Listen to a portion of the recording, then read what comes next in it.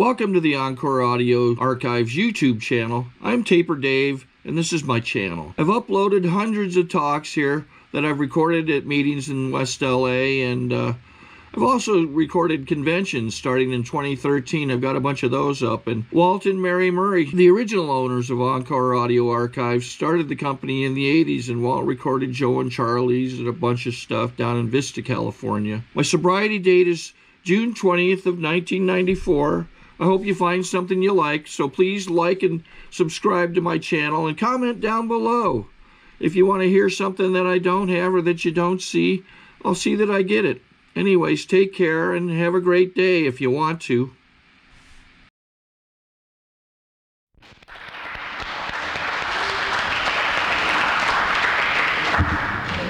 Hi everybody, I'm Jack, an alcoholic.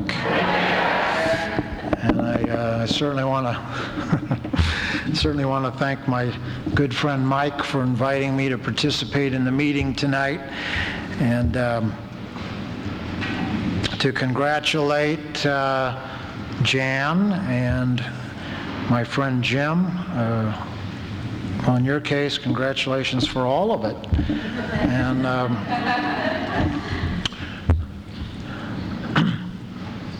it's always interesting when you give an AA talk, if you've had any kind of, you want to try and stay in a good mood all day. And of course, whenever you want to try and stay in a good mood all day, it's like the New Year's resolution I've made for about the last 7 years in a row, which is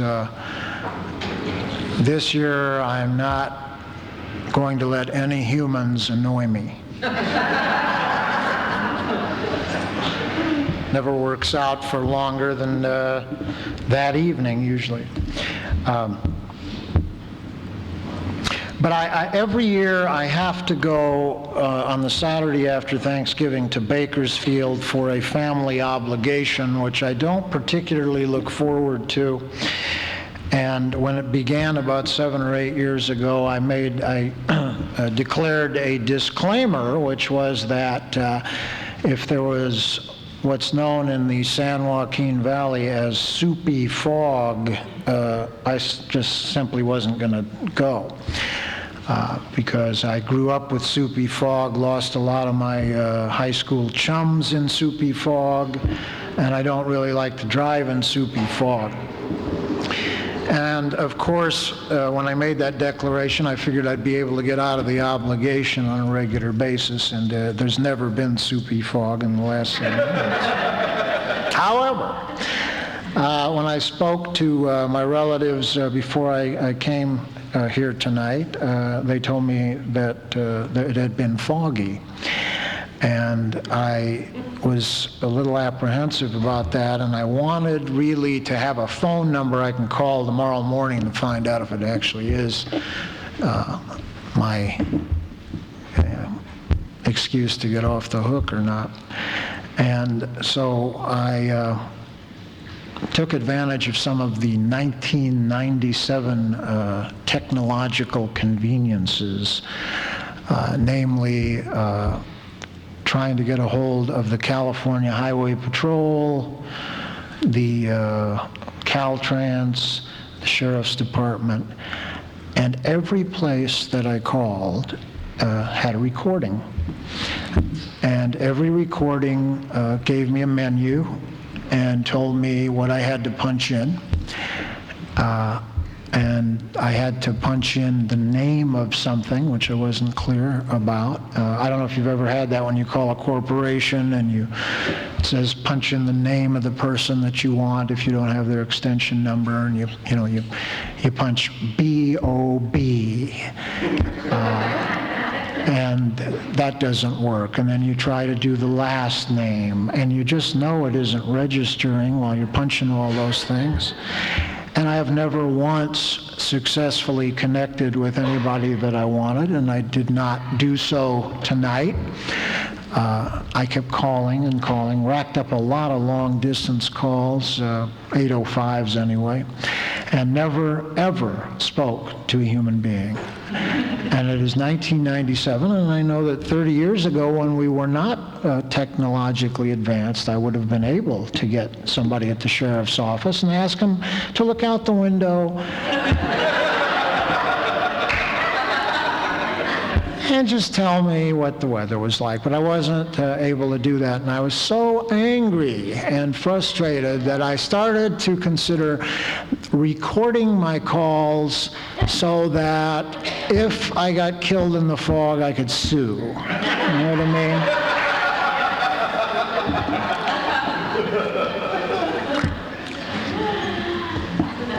There just seems to be so much out there that isn't going to go my way necessarily. Mike invited me to partake of some of the food here, you know, and I told him that ever since I've seen the CBS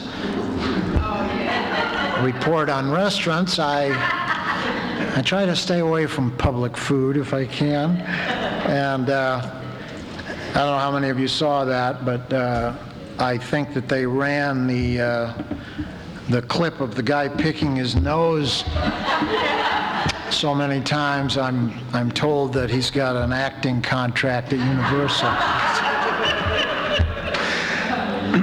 Anyway, I'm happy to be here, and Thanksgiving is usually, the Friday after Thanksgiving, oddly enough, is usually, most AA meetings are packed. And it's odd because it's, you know, the Friday after Thanksgiving is the biggest shopping day and really the biggest AA night in my experience. And I guess that's because people have been fed, and people have also been fed up with whoever they obligatorily spent Thanksgiving with. We talk a lot about gratitude in Alcoholics Anonymous, and people will always get up at the podium and talk about how grateful they are. I've never been able to quite identify with that. Not that I'm not grateful, but I have noticed that gratitude for me is something that happens to me. It's not something that I declare or choose at a given moment, like from the podium. I've noticed that sometimes I'll pull up at a stoplight and I'll suddenly be just overwhelmed with gratitude about my life, and I'll just feel it throughout my body, and maybe my tears will well up, and I'll feel tremendously grateful about my life. But I can't declare gratitude. It's something that happens to me, and so I can't wait for it to happen to me in order to behave in a grateful manner. And what I have learned in Alcoholics Anonymous is that I have to behave gratefully rather than wait until I feel grateful. And we think of Thanksgiving as the holiday for gratitude. And every year when I go wherever I go, I'm very grateful. Publicly, I like to let my hostess or host and hostess know that I'm thrilled to be there, and that, you know, obviously they've put out a great spread, and isn't it wonderful, and I'm just so happy to be there, and so on. And they're very happy to hear that, whether I'm particularly feeling it or sincere or not, because I know to act well these days. However, even after I have said that, I quite often find myself standing at the buffet in someone's house or whatever it happens to be, and I'll hear my mind say something like, "Look at this guy, he's taking all the white meat." But but I never go public with those kinds of thoughts. But that's just the way it is for me. That seems to be the way that my mind works, and it's always worked that way. I haven't done a whole lot to change it because I've sponsored a lot of people. I've had a lot of intimate conversations over the years, and I know that these traits are unchangeable. That is, it is not possible for me to keep my voice from talking to me. What is possible is to not take actions based on what my voice is telling me. So I always am a little taken aback when somebody gets up at the podium and talks about how they have finally arrived at no more judgment of anyone. And I've never been able to identify with that, strictly because the moment that they say a statement like that, I hear myself judging them. And if you don't think that you participate in judgment that often, let me suggest to you that whenever we invite newcomers or friends after an AA meeting to go out and have coffee, we're really saying, let's go have a judge fest. Let's talk about the speaker. And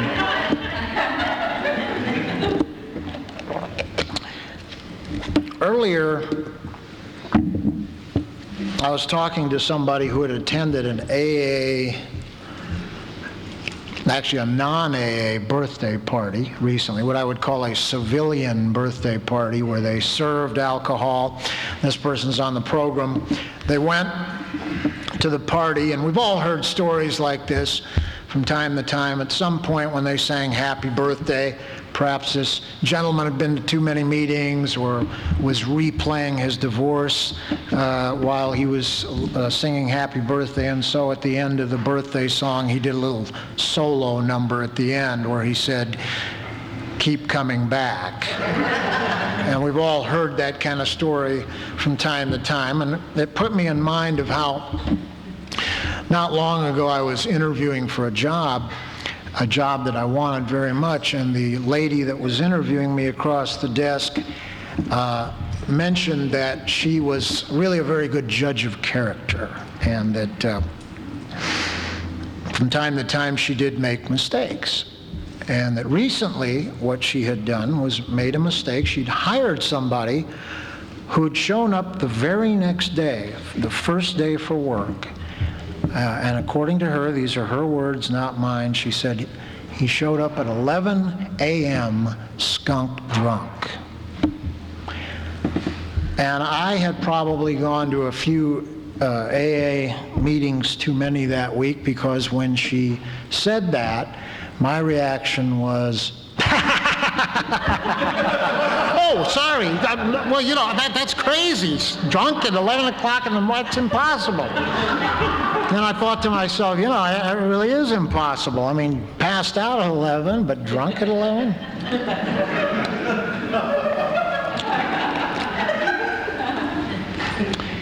I'm here because I liked alcohol for a long time, and the odd thing happened to me that whenever I took a drink or a second drink, I generally didn't care about most things. I don't care juice might be another term for alcohol for me. I might love you and care about you, and when I had a couple of drinks, I just didn't really seem to care about you anymore. I didn't care what you were saying. I didn't care what your problem was. When I drank, I was really interested in people who told short stories when they were with me. And I was also interested in people who liked to listen to long stories when they were with me. And that's what alcohol does to me. It changes my priorities and makes me it makes me shift gears, and just once I've had a drink, I just want another drink.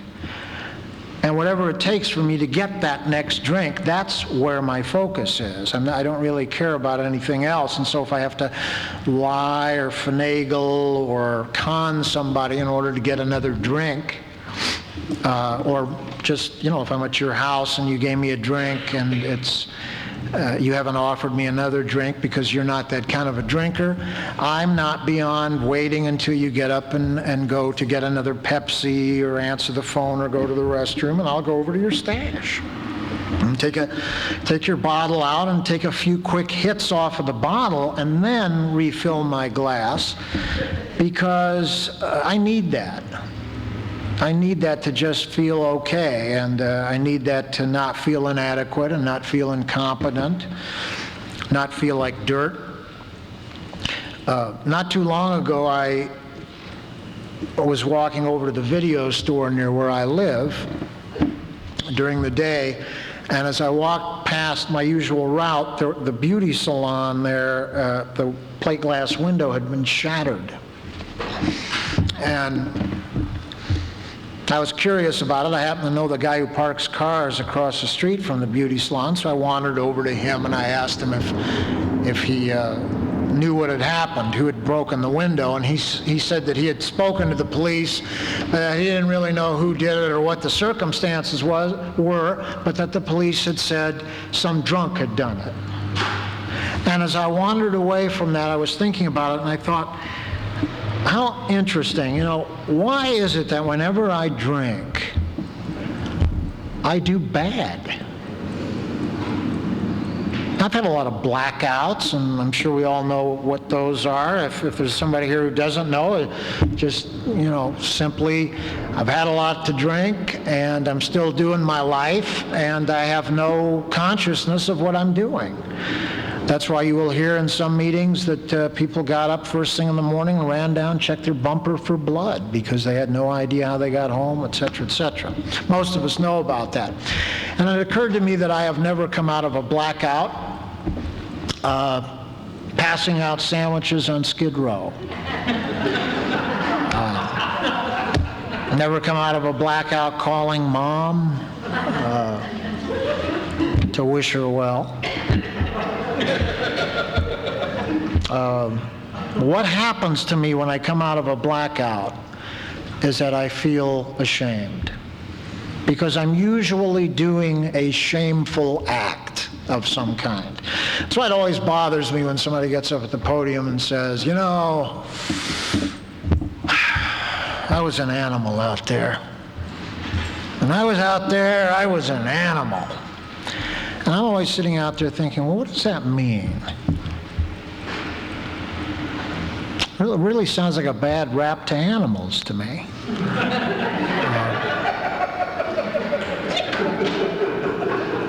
I have never witnessed a Saint Bernard climbing out of a married woman's window pulling on his pants.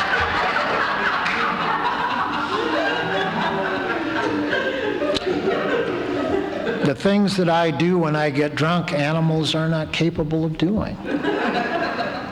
Because they're shameful things, and they're things that make me feel guilty and fill me with remorse. And if you're new tonight, and you know what I'm talking about when I say I used to wake up on a regular basis with remorse, thinking things like, oh no, I can't believe it. I'll just quit the job. I won't call her again.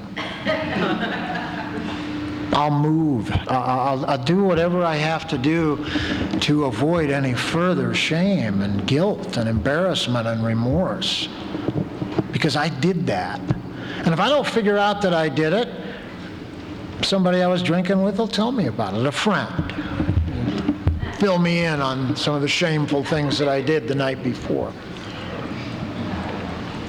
And I'm here to tell you, for the almost 17 years, I haven't had to feel remorseful when I wake up in the morning, or full of guilt, or feel ashamed of something that I did. And there's a very good explanation for that, because I usually choose my acts. I usually choose my behavior when I'm out there. And I've been trained well in Alcoholics Anonymous to choose good and acceptable and appropriate behavior most of the time. There are things that I have felt guilty about. We have what we call a 10th step in Alcoholics Anonymous that encourages us to right our wrongs and to review what we have done on a daily basis. And I have gotten into the habit of doing that over the years. And when you don't want to go to someone and sheepishly apologize or to ask them what you can do to make it right, when that is a distasteful act for you, you begin to learn not to commit the violating act. You begin to do your 10th step in your head. You cut yourself off before you ever commit the violation. And I certainly don't do that all the time by any means, but Alcoholics Anonymous for me is getting my numbers up year after year after year. I'm better at it now than I was 5 years ago, better 5 years ago than I was 10 years ago. And so it occurred to me that I always do bad when I drink alcohol. And back in the 70s, when I was drinking, I was in a relationship. And one morning when I awakened and dressed for work, my partner, the lady that I was involved with, told me that she wanted to terminate the relationship, that it was something that had turned out in a way other than she had hoped, and that she thought the best thing to do would be to just terminate. And I was a pretty reasonable guy when I was sober, and when she told me that, I wasn't going to try and con her. I knew that I had misbehaved on a number of occasions, and that I couldn't really blame her. And so I tried to be as compassionate toward her as I thought I could. It was probably a little arrogant compassion. And I said, I understand. And there are really no hard feelings. It makes me very sad that you want to end the relationship, but I understand where you're coming from. And I might have even been so noble that I might have said, you know, maybe sometime down the line you'll meet the right guy, and it'll all work out the way you want. And so that was that. And our relationship was over. I went to work that day. And after work, I went over on Vine Street in Hollywood to a place called Club Deco, where I like to do my after-work drinking. It's a little neighborhood bar. Wandered in there and said hello to George, the bartender, and climbed up on a bar stool and ordered my first drink of the evening. And I was pretty much sipping my second drink, and I started thinking. So I was looking over all those bottles and checking myself out in the mirror and so on, and I thought, you know, that was unfair of her, really. I thought, wait a minute. Why don't my relationships work? What's wrong with me? And then I had a couple of more drinks, and I thought, no, I was right. That was unfair of her. She should have given me another chance. After all, I put in a lot of time and a lot of effort, and I spent a lot of money, and it just seems to me that perhaps she should have given me a warning first.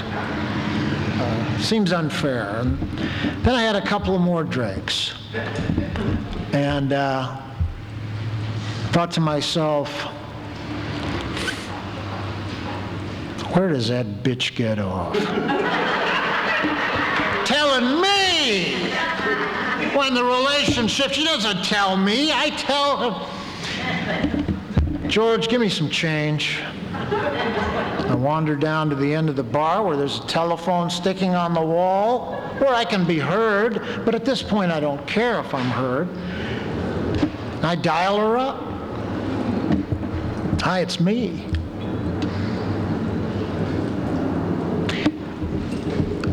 I think we should talk. Now, wait a second. You're always talking about lack of communication. Let's talk. I want to communicate. You're always whining about communication. I know it's 1 o'clock in the morning. And she's gone, and she hangs up on me. But I'm in the rhythm of my drinking now. And so the next logical move that I make is Mr. Toad's Wild Ride across the city. And off I go.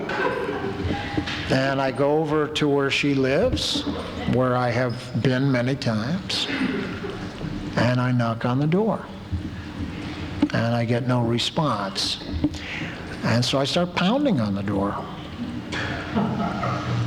around 2 o'clock in the morning, and I discover very quickly that there are a lot of dogs in that neighborhood.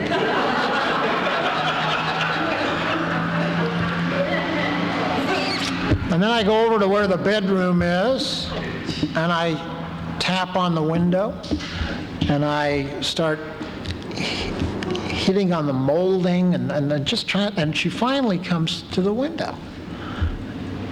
And she's got that look on her face that just says, this is something that she didn't think she was going to have to deal with anymore, that it was something that she had. And then maybe there's part of that look that just says, no, I didn't think I was going to get off this easy, I guess. But she says to me, Jack, if you continue to behave like this, I'm going to have to call the police. Please go away, or I'll have to call the police. Now, some of you in this room may think that this story is going to get ugly, but I want to let you know now that it's not, so don't worry about that. I'm sure there are people in this room who think that the next logical step in a situation like that is maybe to kick the door down and go in there and demand your rights, but I didn't do that. Because when she said that she was going to call the cops on me, I just stood there, just shook my head, and I just said, if you can raise this big of a stink over my trying to get close to you, trying to let you know how much I love you, well, maybe we shouldn't be together anyway. And I turned around, and you hear this in AA a lot, I turned around and I walked away with dignity.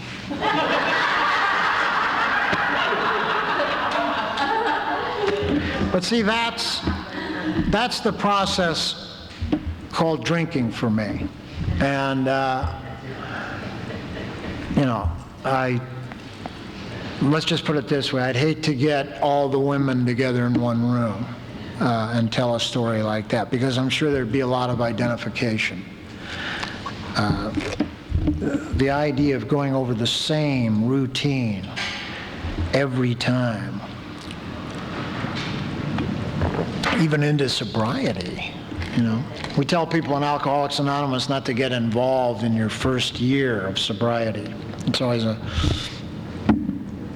real interesting rule, kind of unrealistic from my experience. Frankly, I don't think I've ever known anyone in Alcoholics Anonymous. Well, let me put it this way. The only people in Alcoholics Anonymous that I know of who never got involved their first year were people who didn't have the opportunity. I can certainly stand here and tell you that I've never heard anybody that I sponsor come up to me in their first year and say, oh man, Chuck, I got to talk to you. I was at this meeting last night, and oh wow, I met this woman, and I want to move on, and I want to go with it. I think we're right for each other. It's everything I've ever wanted. What do you think? And I've never looked at that guy and said, well, You know, in Alcoholics Anonymous, we don't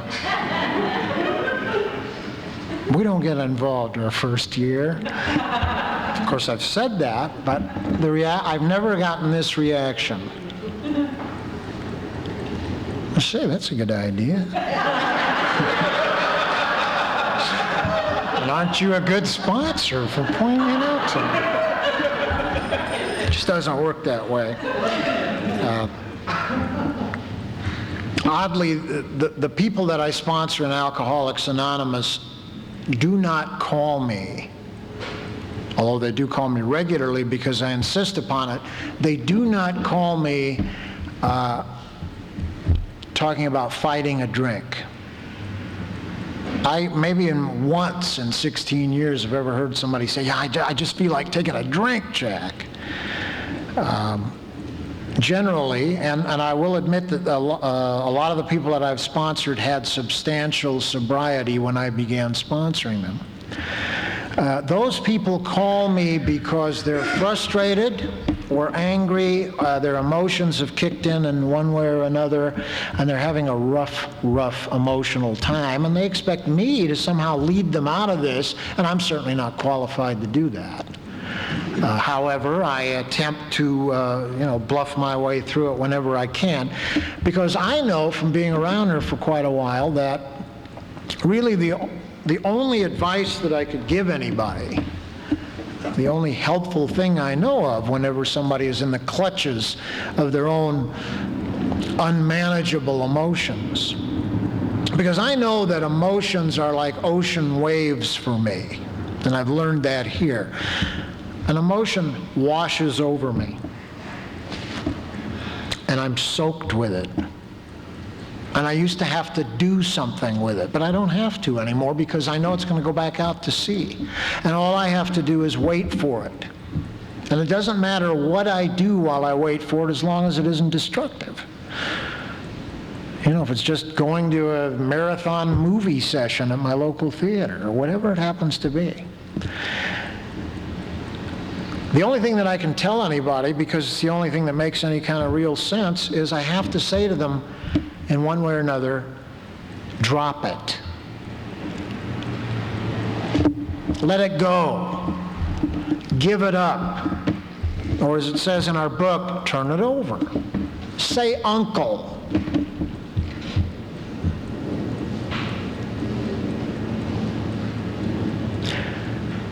When I was in grammar school, somebody would get me into a headlock. And that person might say, Jack, say uncle, and I will release you. But I wouldn't say uncle, because I wanted to look good while in a headlock. And what I discovered is that after dozens of headlocks, one day I said uncle, and a very strange thing happened. I no longer felt that crushing sensation around my head. And that's what I try to convey to the people that I sponsor. Unfortunately, that's like trying to take a soup bone away from a pit bull. Try to get your tongue off a frozen pipe, maybe. Especially when it comes to relationships. My people hang on to a relationship long after it's dead. They hold on to it until it decomposes. And I've met a few who still aren't defeated. Once it's gone, they can still roll around in the scent of it like a dog.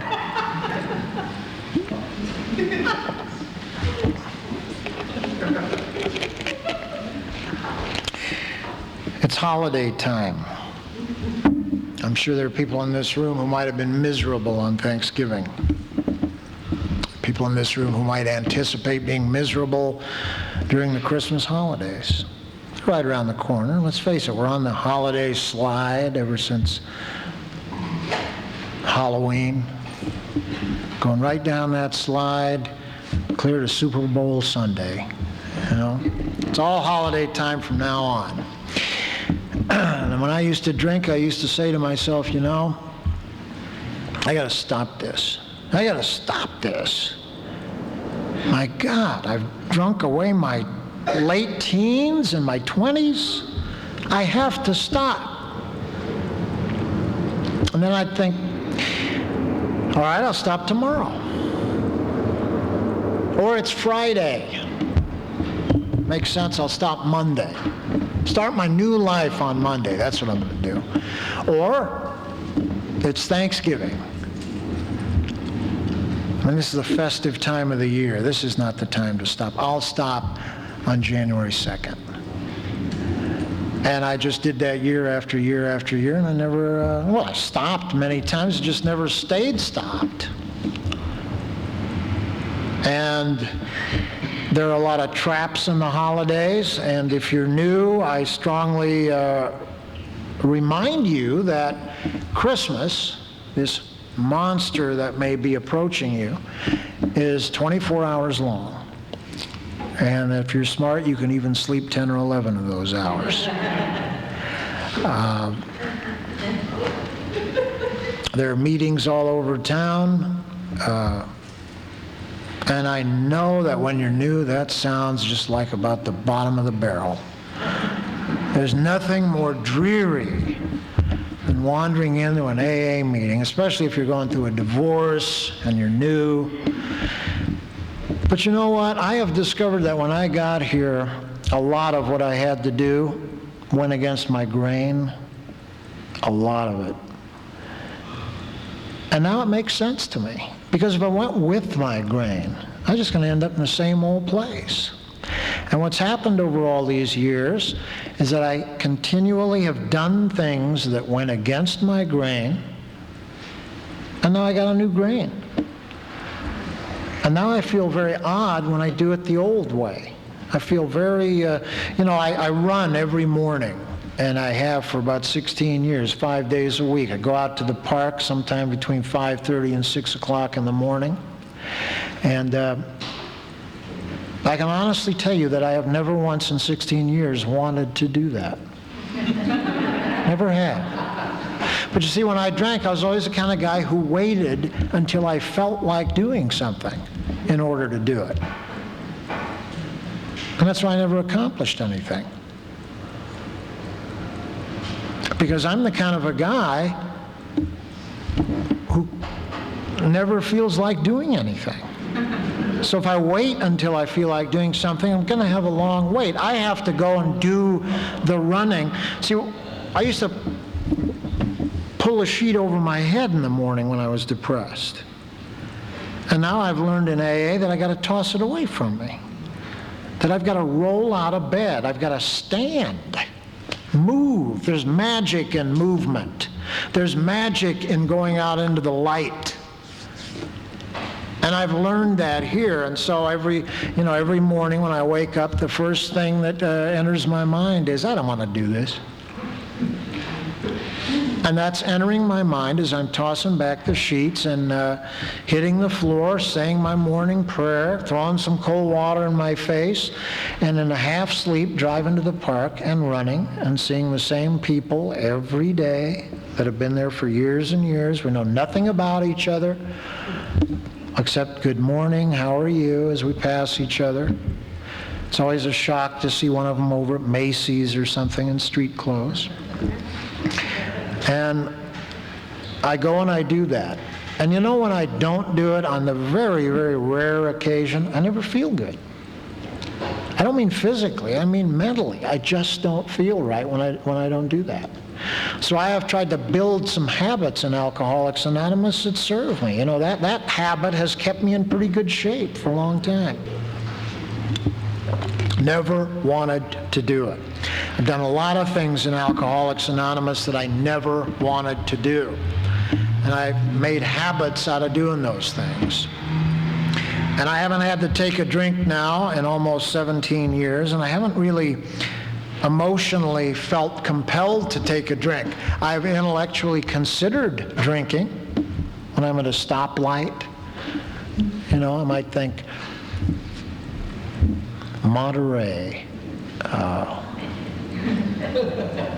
the winter, out on a pier.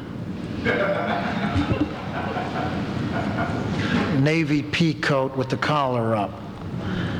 Marlboro. One of those luggage shop classy flasks of Remy Martin, you know. Just take a toke off of that just to keep the dew off me. And that's fun and entertaining, you know, but I've never felt compelled that I had to take a drink, because one of the grains that I've changed since I got here has been, whereas I used to say, I gotta get a drink, I gotta have a drink, I gotta have a drink, I gotta have a drink. Now it's, I gotta have an AA meeting. If I just get to the meeting, I'll be okay. I know that. If I just call my sponsor, I'll be okay. If I just call another member of AA and tell them how I'm feeling, I know I'm gonna be okay. That's a new grain too. And I know Alcoholics Anonymous works, because it wasn't long ago, beginning of the year, that I was unemployed. I'm employed now and have been for about 6 months, but I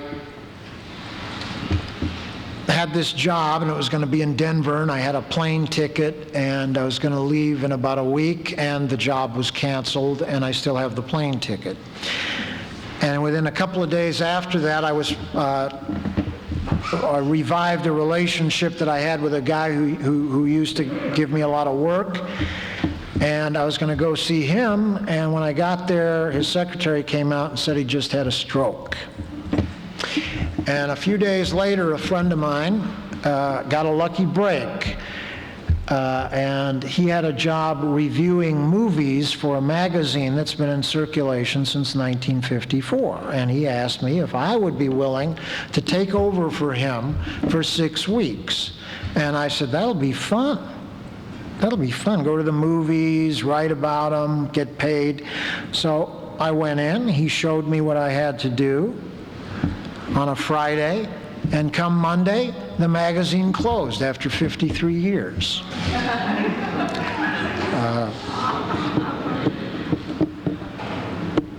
Anybody want some stock advice after the meeting? I'll be happy to talk to you. 3 king-size excuses for this alcoholic to get drunk.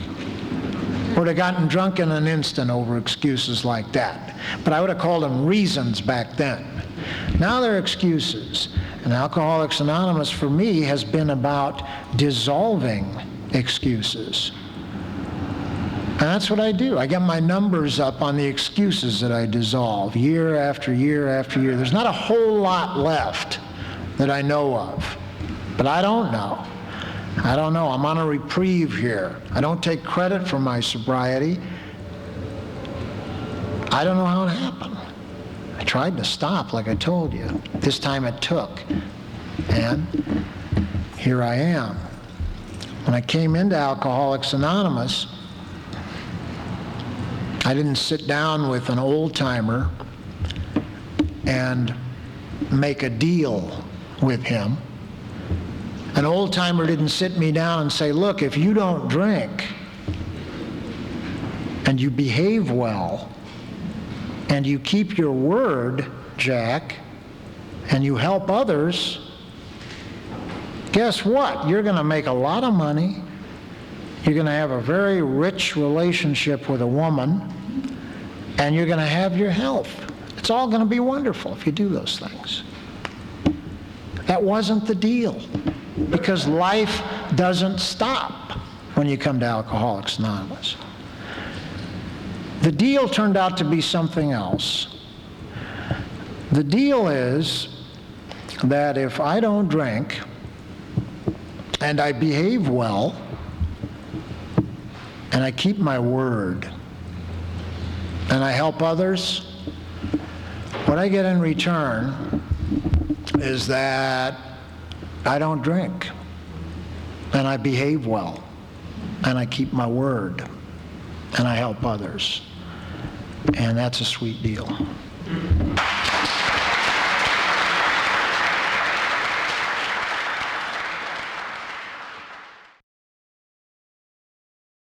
I think we got a great talk going on here. Thanks for watching the channel. Taper Dave here.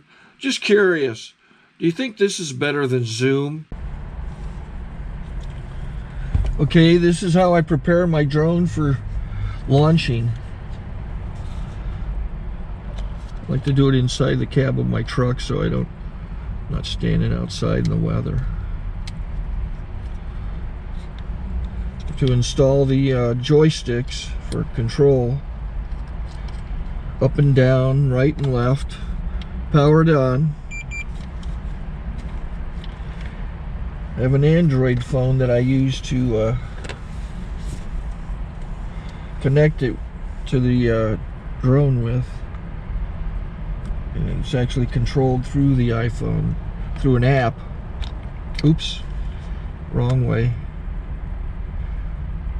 It's actually controlled through the iPhone, or through this Android phone, through the app. It's actually controlled through the Android phone, through an app, and you connect it through this short connection right here.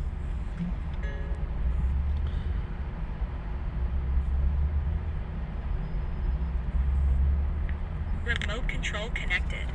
Remote control's connected. So I pull out the drone. I have to extend the legs. Long legs extended first, then the short legs. Remove the gimbal protector. Set that aside, then power it on one short burst, then one long burst. I lay it down. So I have to go to calibrate. So the drone's not connected yet. It shows you here as this drone gets disconnected, even though the remote's powered on. So the drone has to establish it's connected. So I go into the app to calibration mode. First I'll calibrate the remote controller. Start calibration. Out, in, out, in, up, down, and then this little wheel is to control the gimbal. So it's calibrated. Go to gimbal calibration, start calibration, and then it calibrates the gimbal. And if that shows up, the gimbal's moving all over the place. Changes, you can see it on the video. And I'm calibrated to take off. It's acquired 7 satellites at the moment. There are 26 satellites up in the sky, which it has to acquire before you can take off. So it's connected. It's got enough satellites. This is white. I can go to press this little arrow button, swipe right to take off, and it would start the motors if I slid this to the right. But I'll wait till I get outside. Don't want to do it inside.